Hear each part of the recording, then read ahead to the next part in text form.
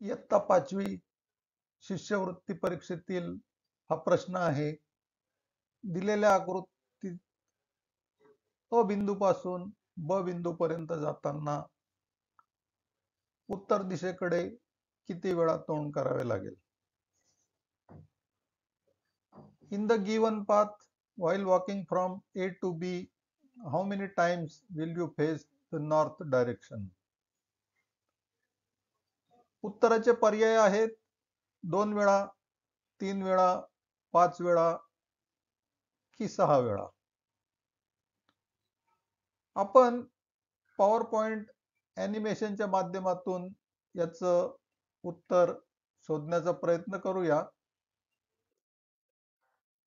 अ बिंदूपासून निघालो, एकदा आपण नॉर्थकडे बघितलेलं आहे.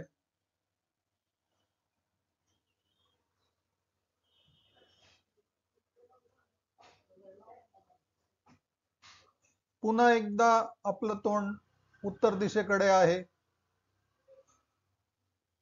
आणि आपण आता ब बिंदूपर्यंत पोहोचलेलो आहोत.